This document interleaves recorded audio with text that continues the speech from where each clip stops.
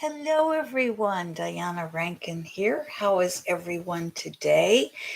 It is Christmas Eve day, and so many of you may be with your families. I'm not going to get to see my family this year. I'm kind of hibernating because of COVID, but I hope all of you are being safe. And whether you're alone or with friends and family, I wish you a very Merry Christmas.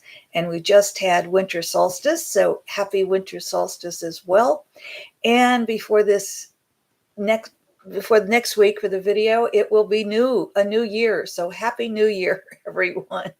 And happy holidays. It's that time of the year, isn't it? Okay, let's get right into our question this week. And it's from a viewer. Thank you so much, viewers. If you do have a question, just put it in the comments below and I will pick it up. Hello, Johanna. So good to see you. And she says, Merry Christmas. And or you can email me the questions, either one, and we'll put them in the queue. This question I decided to go ahead and kind of put in front of some others because it's a tough time of year. And this time of year we're dealing with, we've lost a lot of people this year. A lot of people have passed into spirit world with COVID and other illnesses. So this one I just thought might be a good one to do this week. The questions are, what about our attachment to loved ones? Is this just an aspect of our mortality, or do we remember the loved ones in spirit world? Do we get to be with them again? Why is the pain so great when a loved one dies? I kind of took it down to the bare minimum there. The question was a little bit longer, but it gets a little personal there. So let's look at, what is our attachment to loved ones? Is it just because we're human, or is there something more going on here? Why is the pain so great? Do our loved ones in spirit world, do we remember them? Do they remember us? Let's see what Phillip has to say, shall we? Phillip says, let us begin by saying attachment and love are not one in the same. Attachment is out of the human's need to have something, whether object or another human. You know, I hear what Phillip is saying there, but I think it's very hard for us as humans to separate attachment and love. But he's right. It's not the same. Phillip goes on to say, attachment causes pain when that which you are attached to ceases to be with you until this attachment is understood and healed. The loss of a loved one can be painful, but the pain can be eased if you begin to remember the love. It is, of course, possible to communicate with loved ones in the spirit world. This is done all the time. And this is done all the time. I can attest to that. Many of my clients, one of the reasons they're a client is because they want to connect with a loved one in our spirit world, and we're able to do that. Phillip goes on to say, when a human's body dies, the being is still the same person. The same personality remains, as does the same consciousness. There is life after death, so to speak. And he laughs at that. He goes, ha ha, there is life after death, so to speak. I get into this a little bit deeper in one of my books, The Found Child. It's written as a novel, but we do go through spirit world. And so I've read pieces of that on these videos sometimes. And so I would love you to have the book. It is available. You can click on my website, or you can just go click on Amazon and put me in. It's called The Found Child. Phillip goes on to say, if the person makes a successful transition, they are greeted by loved ones from their most recent life experience. This takes place as the person is leaving their human body. You know, I've been a volunteer for hospice. I've sat with people who were passing over, and it's interesting to watch all of this take place because it's really a very beautiful experience. And my experience is that as a person passes over, you could see the energy lifting from the body. You could see the spirit lifting. And we should stay with the body about 20 minutes after we recognize that the person is probably the human part of the person has passed. There's no heartbeat. There's no brain activity. But the reason I say stay there is because we're sending love. And if we're in deep grief, it's a little bit harder for the person to pass, which is why many people, especially if we know someone's passing, and it's very common in hospice for many people to, when a loved one goes down the hall to get a bite to eat or goes to the restroom or something of that nature, the person may pass because our tears, our grief holds a person and makes it harder and heavier for them to pass.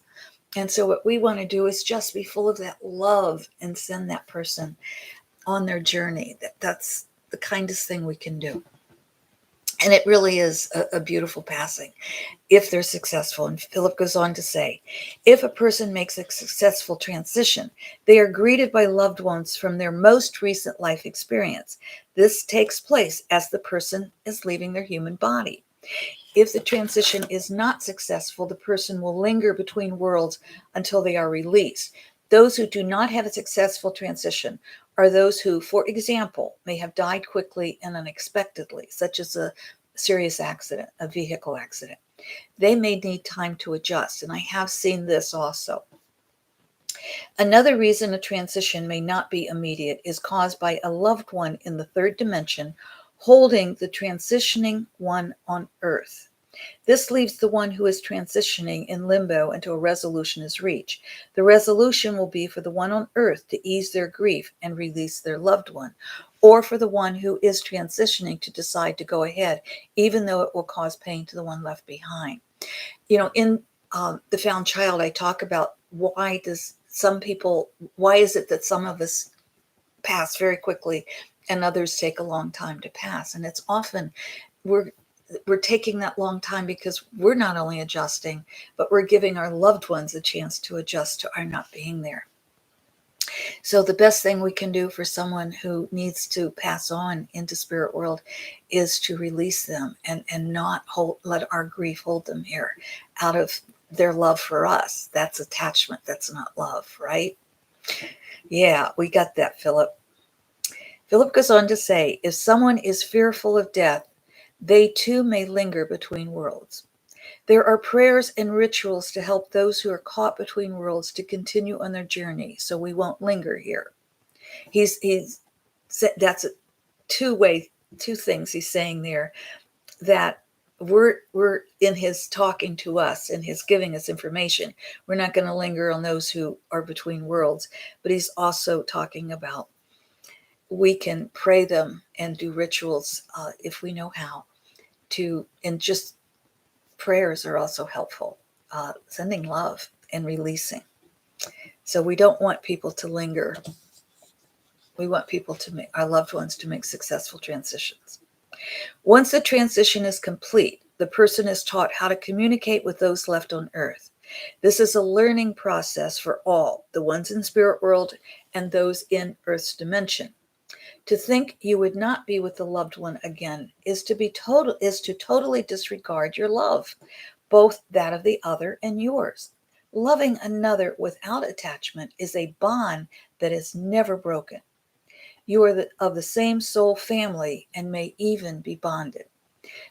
Bond, that's a scientific term, and I won't get into it because it gets a little complicated, but we have triple bonds, we have double bonds, we have quadruple bonds that science has discovered. And again, I do go into that a bit in the Found Child. But what Philip wants us to know here is when we love someone, that love doesn't go away. We're bonded to that person. If we feel we're holding our loved one from moving into spirit world, simply send them love and tell them it's okay to go. That's all we have to do. And Philip ends our session or our answer with saying, whether this is your last lifetime on earth together, or there are many to come, love remains eternal. Love remains for eternity. So I want to read those last couple of paragraphs because I think that's our beautiful message from Phillip.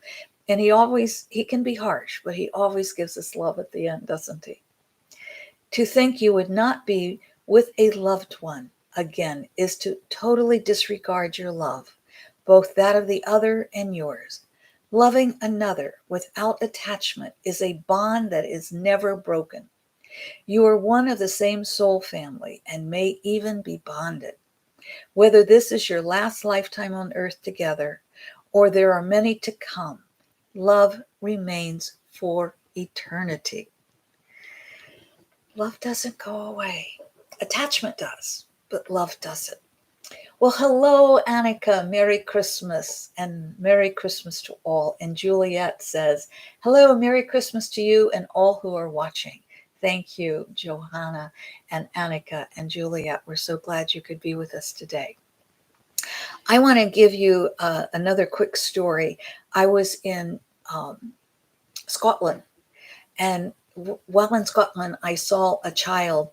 We were at a battlefield, and I saw a child on the battlefield, and I saw that child was still caught in the battle. And his older brother and his father had made a transition, and I could see them in the sky, in clouds, and of course, very misty. But I thought that child needs to know the battle is over and get to the parents.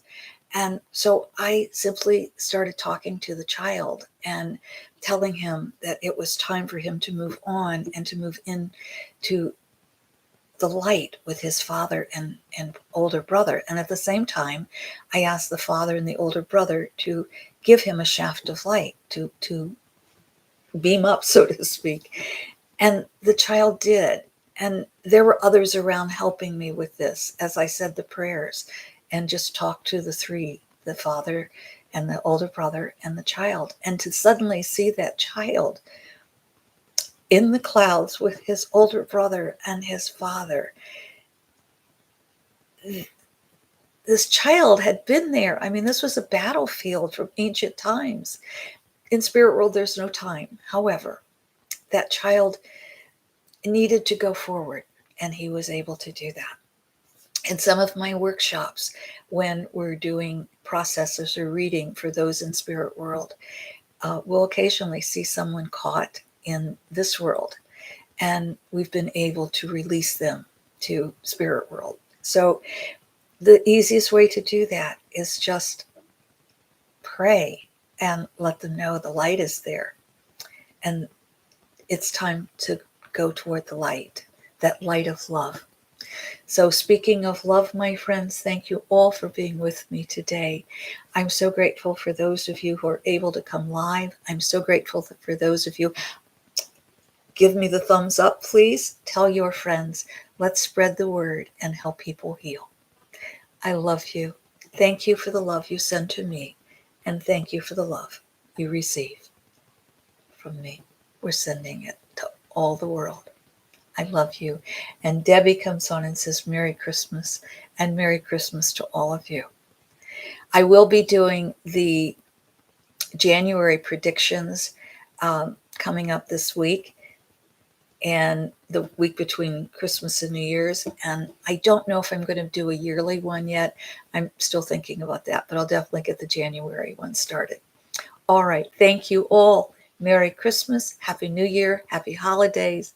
And I'll see you for the predictions in January coming up this week. And if not, I'll see you next Friday about this time.